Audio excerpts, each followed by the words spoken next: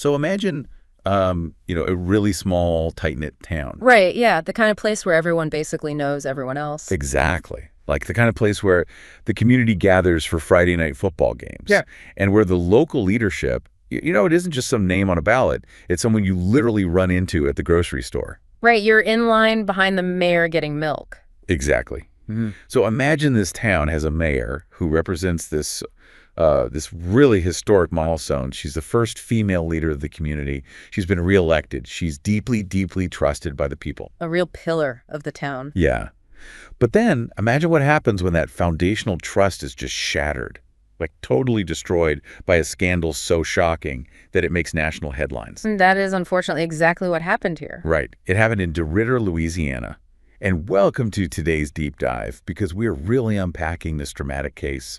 We're looking at Misty Roberts, the former two-term mayor of DeRidder. Yeah, and we've got a massive stack of source material for this one. I mean, we're pulling from local reporting, court documents, trial transcripts. The trial transcripts are wild. They really are. And we're also going to be looking at legal analyses of Louisiana statutes, just so we can really understand the mechanics of this case. Because our mission today is to break it all down for you.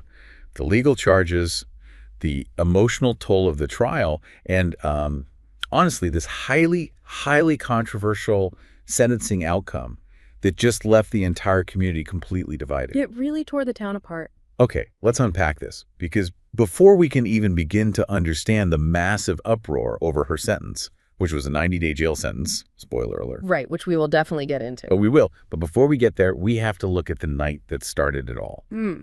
And, the really shocking boundaries that were crossed. Yeah, the environment here is crucial. So set the scene for us. What do the sources tell us about this hot summer night in July 2024? Well, DeRidder is a town of roughly 10,000 people down in southwest Louisiana. And at the time, Misty Roberts is a 42-year-old divorced mother of two. And she's the acting mayor. Right. And she decides to host a 15th birthday pool party for her son. Which, on paper sounds completely normal, like a totally quintessential, wholesome summer thing to do for your kid. It sounds completely fine, right? But the testimony revealed an environment that was fundamentally compromised from the very beginning. Yeah, the details from the prosecution are just bizarre. You have the mayor of the town in a bikini actively mingling with this crowd of teenagers. And some of these kids were reportedly as young as 14. Yeah, 14 and 15 years old. But it wasn't just inappropriate fraternizing. There was a specific piece of digital evidence that the sources highlight regarding alcohol. And that really shifts the tone of the entire party, doesn't it? It does. It changes everything. The prosecution presented text messages where Roberts actually asked her teenage son what kind of alcohol he wanted her to get for his party. Oh, which is just, furnishing alcohol to minors is obviously a crime right off the bat. Exactly. It's a crime on its face.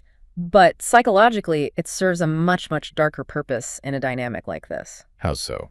Well, when the adult in the room becomes the supplier of illicit substances, the boundary between the authority figure and the minor just completely disintegrates. Right. She's no longer the chaperone. No, not at all. She's no longer enforcing the rules.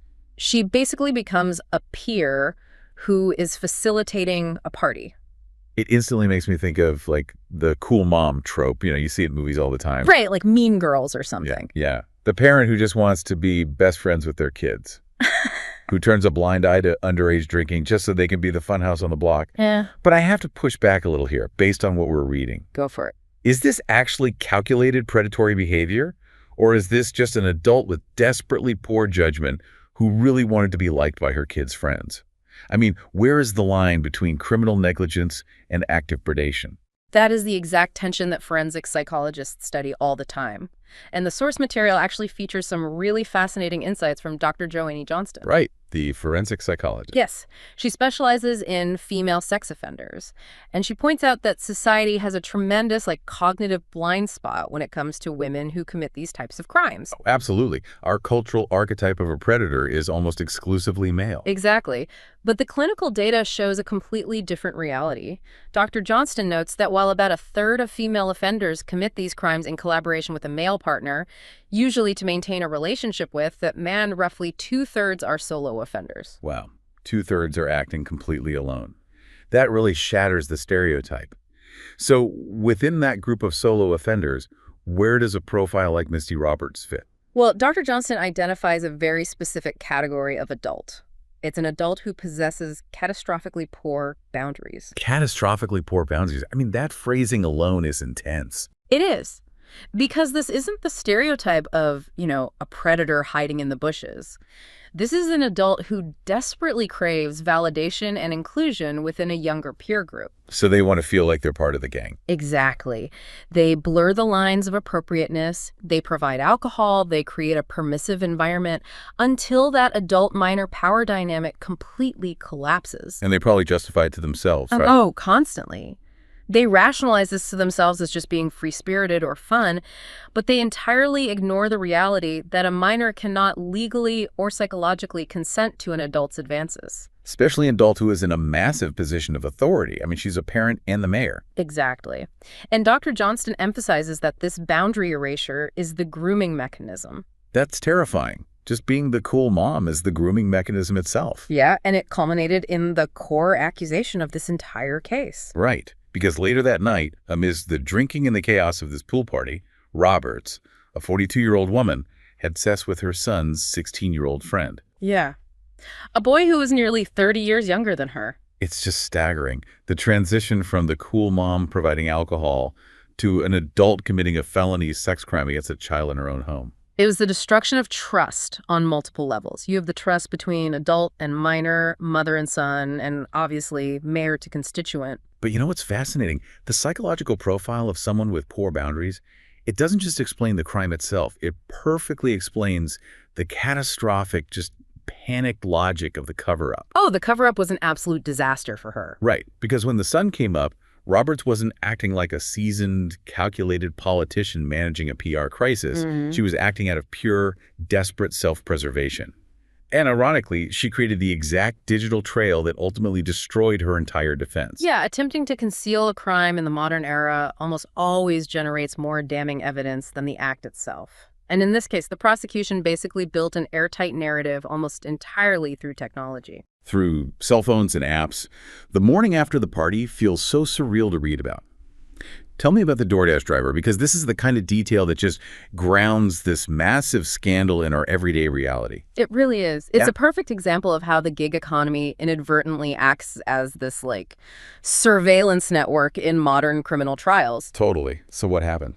Well, the prosecution called a local delivery driver to the stand. And he testified that the morning after the party, he accepted an order from a user named Misty C. Misty C.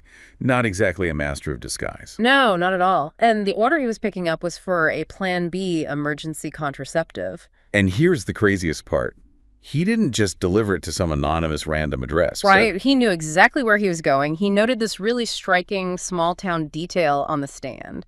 He recognized the house immediately because he had actually taken his own children trick-or-treating there the previous Halloween. Wow. I mean, that is a profound juxtaposition for the jury to sit with. Yeah, you have the wholesome mayor handing out candy to neighborhood kids on Halloween. And then you have the user Misty C desperately utilizing a food delivery app to procure emergency contraception to cover up a statutory rape. How does a piece of evidence like that actually function mechanically in a courtroom, though? Yeah. I mean, could the defense just say, well, she ordered it for herself for some completely different reason? Standing completely alone? Maybe. But in legal strategy, prosecutors use pieces of evidence like that DoorDash delivery to establish what's called consciousness of guilt. Consciousness of guilt, meaning she knew what she did was illegal. Exactly. It's a legal concept used to demonstrate that the defendant knew their actions were wrong and that they took affirmative steps to hide them.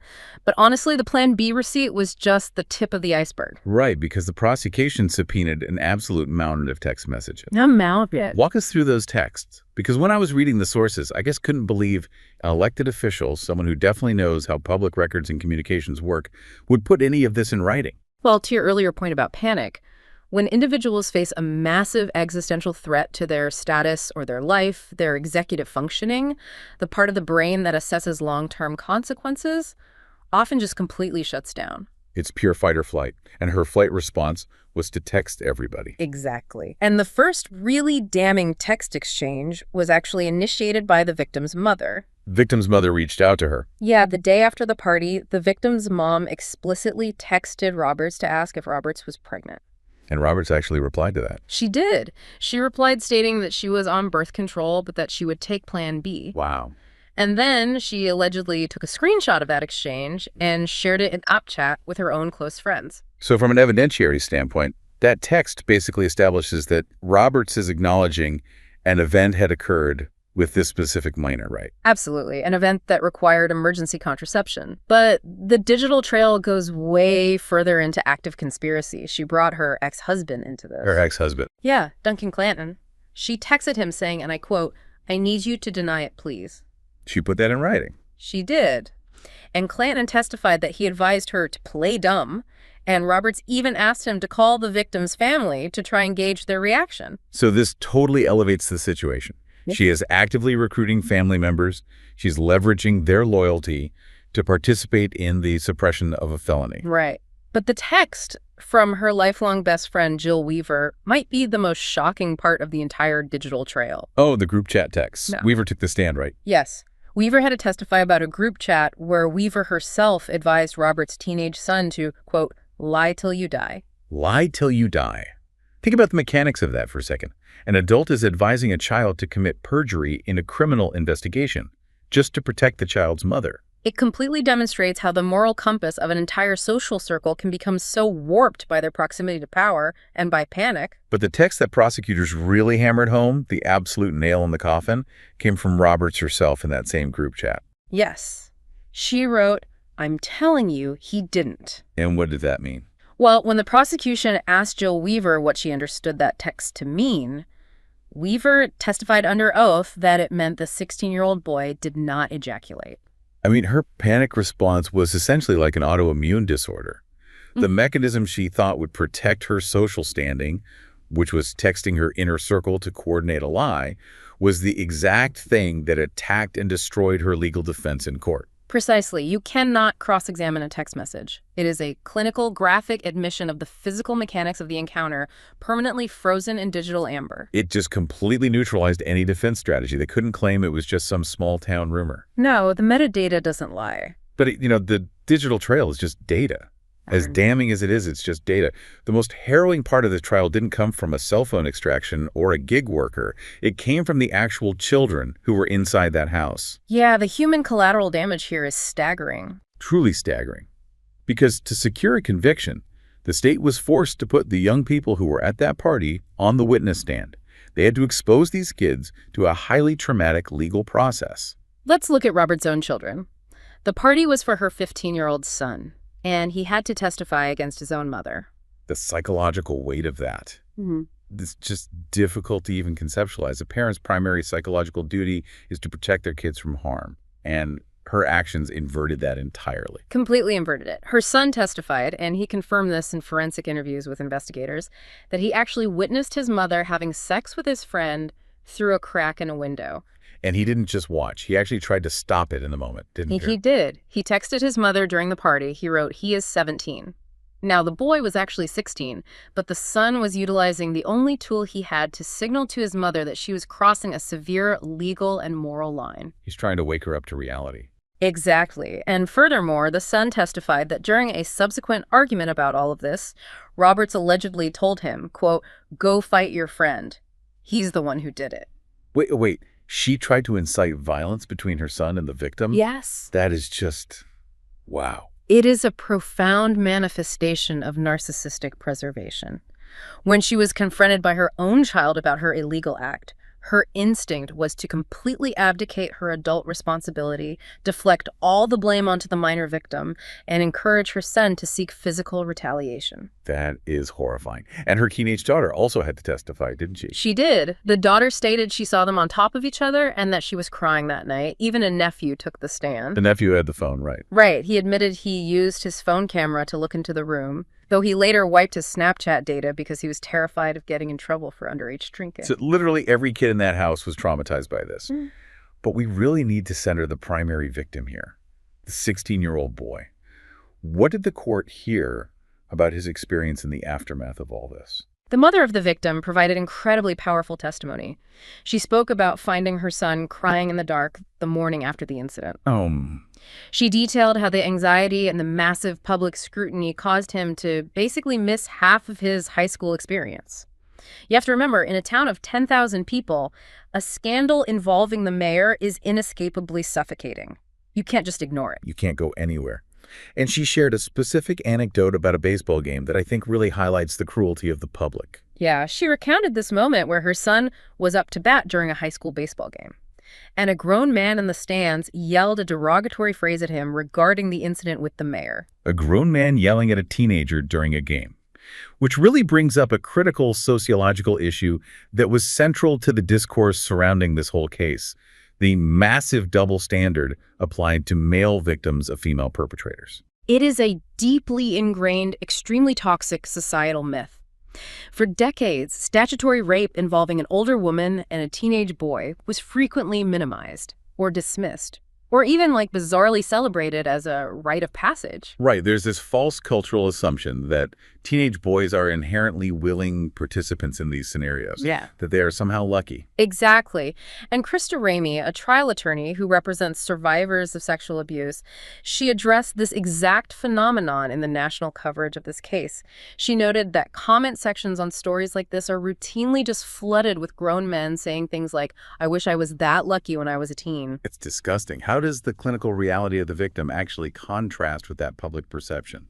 The clinical reality is that it is abuse, full stop. The adult brain controls the environment, procures the substances, and dictates the terms of the interaction.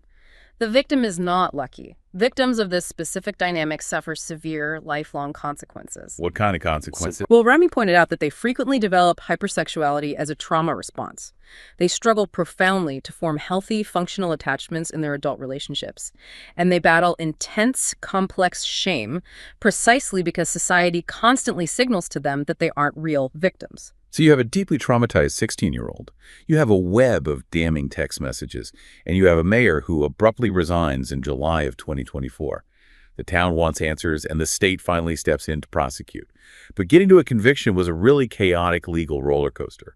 Let's dig into the actual law Roberts violated. She was charged under Louisiana Revised Statute 14.80, which governs the crime of carnal knowledge of a juvenile. I really want to break down the mechanics of this statute for you, the listener, because people throw around terms like statutory rape in casual conversation, but the law is highly, highly specific. How does LRS 14.80 actually operate? In Louisiana, the legal age of consent is 17. The statute specifically addresses sexual intercourse between an adult and a minor who is below the age of consent, but above certain statutory thresholds that would elevate the crime to even more severe felony charges. That's very numerical. Extremely numerical. The prosecution does not need to prove force. They do not need to prove coercion. The mere numerical reality of the ages is the entirety of the crime. Now, whenever cases like this make national news, the Romeo and Juliet law is immediately brought up by, armchair legal analysts on social media. Oh, constantly. Could you explain the mechanics of that law and why it absolutely fails as a defense in this case? Definitely. The Romeo and Juliet provision exists as a statutory carve-out to prevent the criminalization of normal adolescent development. Right. It is designed to protect minors who engage in consensual activity with peers who are very close to their own age. So in Louisiana, it applies when both parties are minors or when the age gap between the older party and the minor is 2 years or less. Meaning, it stops a high school senior from becoming a registered sex offender just for dating a high school sophomore. Exactly. It's common sense legislation for teenagers. Right. But applying that math to Misty Roberts... Yeah, the math just doesn't work. It makes it a legal impossibility. Roberts was 44 at the time of the trial, 42 at the time of the incident. The victim was 16. That is an age gap of nearly 28 years. So because of that massive disparity, and because the victim was under 17, the concept of consent is just a legal fiction here. It simply does not exist under the law. It does not matter if the defense argues he didn't say no or that he was a willing participant or whatever. The state assumes he lacked the psychological capacity to consent. Therefore, it is automatically a felony. So the law is clearly on the prosecution side. But even with that, they hit a massive procedural wall early on. The first trial actually ended in a mistrial before it even got off the ground. What happened there? It was a mechanical failure of the judicial process. In small jurisdictions like Beauregard Parish, conflicts of interest are extremely common. Because everybody knows everybody. Right. The defense successfully argued that the original indictment against Roberts was invalid. And that was because the judges who had overseen the grand jury proceedings had previously recused themselves from the case due to conflicts. So when a recused judge handles an indictment, the structural integrity of the charge is just totally compromised. Exactly. The prosecution was basically forced to hit the reset button, refile all the paperwork, and begin the entire grand jury process over again. Which pushed the resolution all the way back to March of 2026. But once the second trial actually began, the speed of it was just staggering. It moved incredibly fast. After a 6-day trial, which featured the DoorDash driver, the forensic text extraction, and the harrowing testimony of those children, the jury deliberated for just around 1 hour. A 1-hour deliberation in a complex multi-felony trial is incredibly rare. Right, it means there was zero debate. It is a clear signal that the jury entirely rejected the defense's narrative. They didn't need to sit there and debate the nuances of the testimony.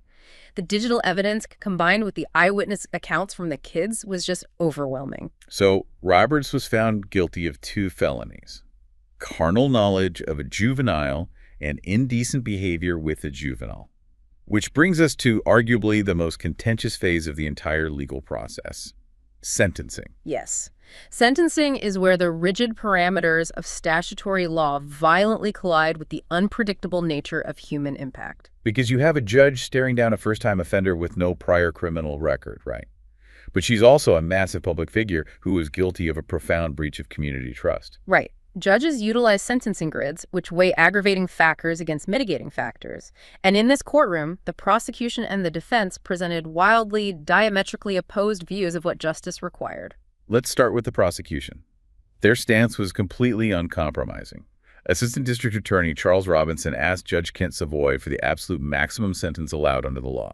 17 years in state prison. 17 years. He argued that anything less would, quote, depreciate the seriousness of the crime.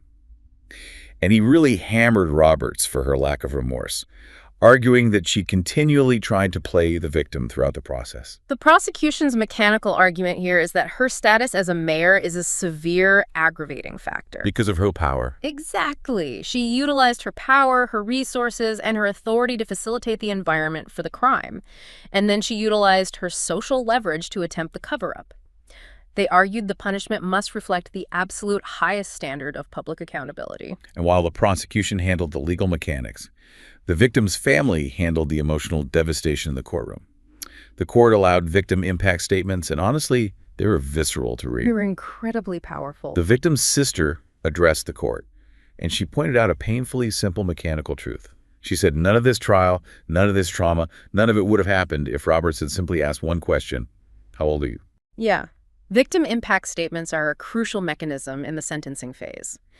They allow the court to fully comprehend the collateral damage of the crime. It pulls the judge's focus away from just the defendant and the dry statutes, and it anchors it to the human cost.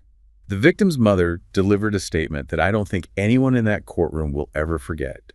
She was shaking, choking back tears, and she directed her fury right at Roberts. What did she say? She said, "This predator was not hiding in a van carrying candy or a puppy. This danger came from a predator with hair extensions, high heels, Botox, and fake eyelashes." Wow. That is incredibly potent imagery. She is forcefully dismantling that exact societal stereotype of a predator we discussed earlier. Yeah, she's demanding that the judge look past the facade of the wealthy, attractive politician and see who exactly as the law defined her. A convicted danger to children. And she also called her out for crying in court, right? She did. She accused Roberts of turning on the waterworks only when the guilty verdict came down, noting that Roberts had sat completely emotionless while her own children were testifying against her. And she ended her statement by telling Roberts to, quote, "stay the hell away from my family." I mean, how does a defense attorney even counter that level of raw, completely justified anger and a demand for a 17-year prison sentence? Right. What was their strategy? Well, the defense's mechanical strategy relies heavily on mitigation through pathologization and statistical risk assessment. Explain that. They brought in a clinical psychologist, Dr. Sasha Lambert, And she testified that Roberts was experiencing a mental health crisis during the time of the incident, which was compounded by a documented alcohol problem. So they're framing it as a clinical breakdown rather than predatory intent. And Dr. Lambert also introduced a specific statistic regarding recidivism, right? Yes, she testified that Roberts had less than a 3% chance of ever reoffending. Less than 3%. Right.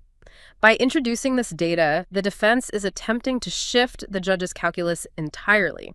They are arguing that if the primary goal of the penal system is public safety, locking a low-risk offender away for 17 years is purely punitive retribution, not a logical application of justice. And the defense attorney, Adam Johnson, he really leaned into the technicalities of the age gap, too. He did. He explicitly argued to the judge that because the boy was only a couple of months away from turning 17, which is the age of consent in Louisiana, the act was, in his words, massively inappropriate but not a crime if it had just happened slightly later. I mean, that is a highly controversial, morally perilous argument to make in front of a grieving family. It really is. While technically accurate regarding the calendar, it intentionally minimizes the rigid statutory boundary that exists specifically to protect minors.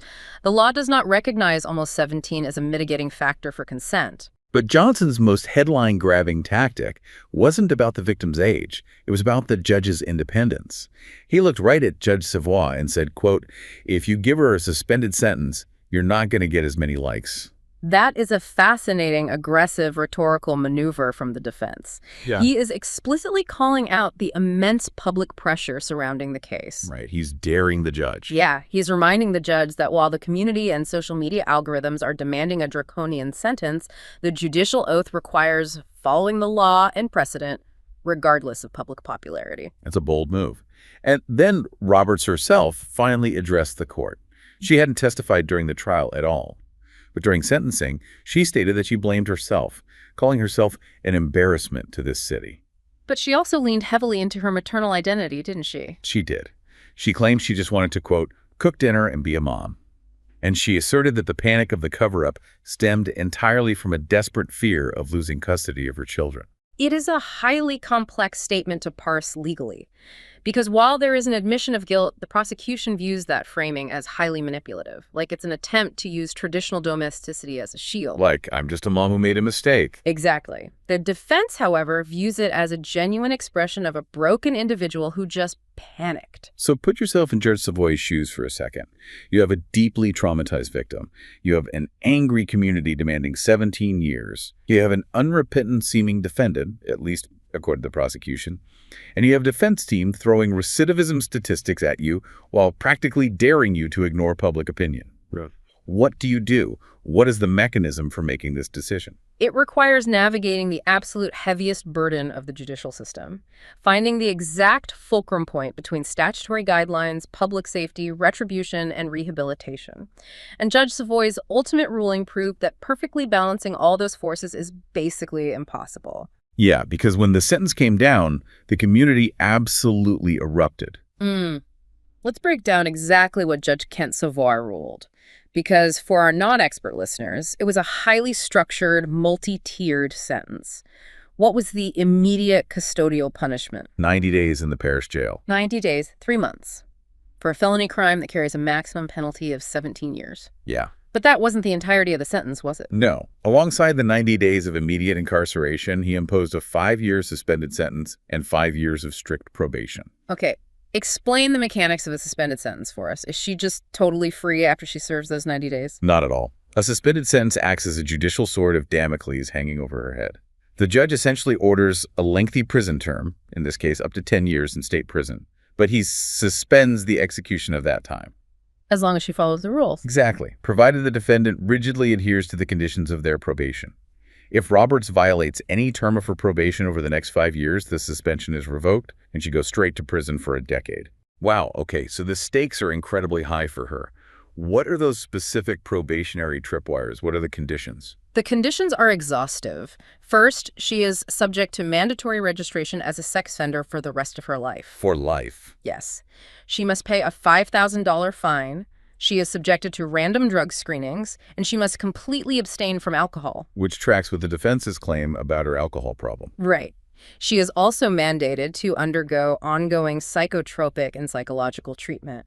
And there is a strict, permanent no-contact order prohibiting her from communicating with the victim or his family in any way. Okay, so it's a very rigid probation. Right. But still, how did Judge Savoy justify only 90 days of hard time for a mayor who committed a felony sex crime against a child? Well, Judge Savoy is a retired appellate judge, and he was brought in ad hoc to handle this specific case just to avoid any local conflicts of interest.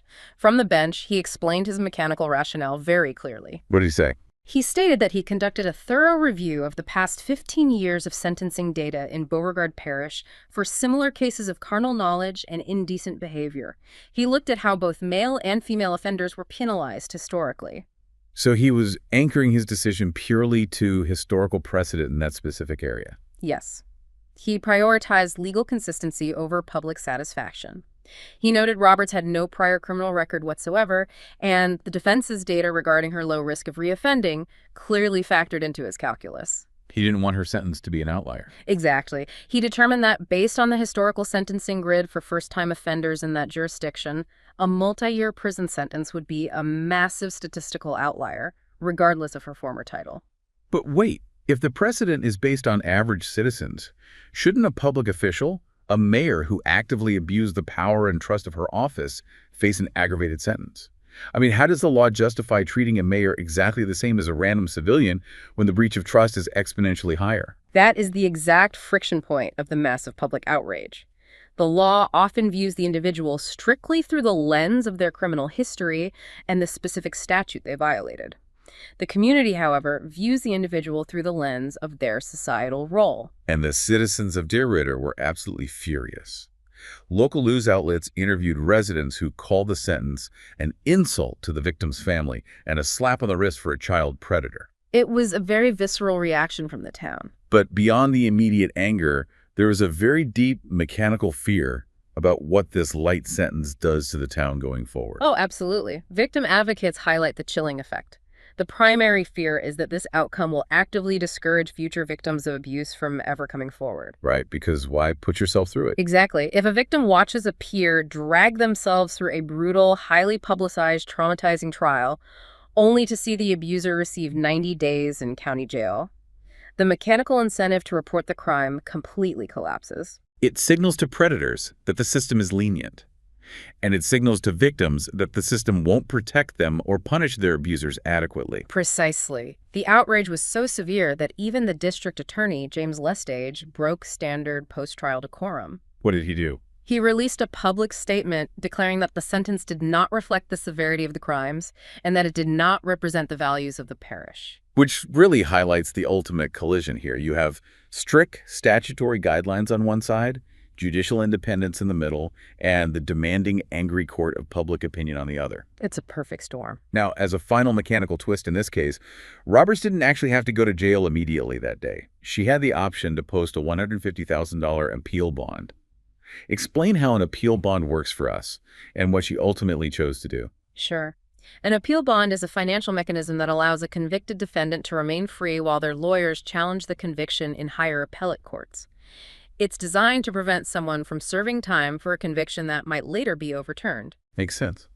But Roberts declined to post the bond. She did. She chose to go straight to jail. She surrendered directly from the courtroom to be booked into the Beauregard Parish Jail. Why would she do that if she could stay out? It is a strategic calculation. By serving the short, definite 90-day sentence immediately, she avoids living under the anxiety of a looming incarceration if the appeal fails months or years down the line. Right, just get it over with. Yeah.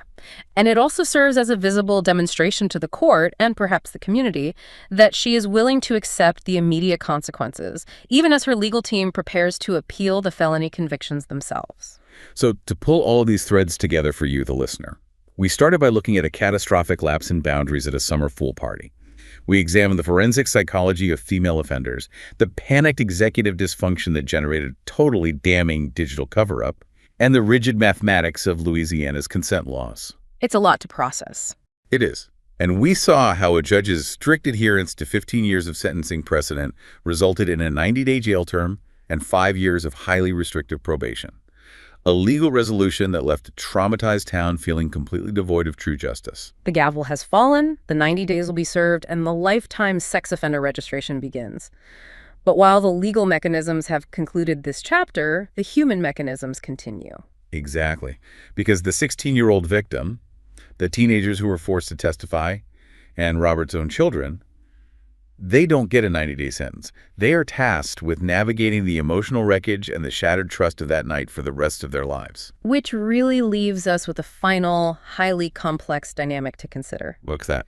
Well, when a community feels that the mechanical application of the law has fundamentally failed to deliver adequate retribution against a person in power, how do they begin to rebuild trust in their institutions? That's a huge question. It is. And perhaps more uncomfortably, if society as a whole is still struggling to unlearn the dangerous myth that teenage boys cannot be victims of older women, how much does that underlying subconscious bias influence the leniency of the justice system itself? That is a fascinating and really unsettling thought to leave you with. Keep questioning the systems around you, because the line between legal precedent and true justice is rarely as simple as it seems. Thank you for joining us on this deep dive.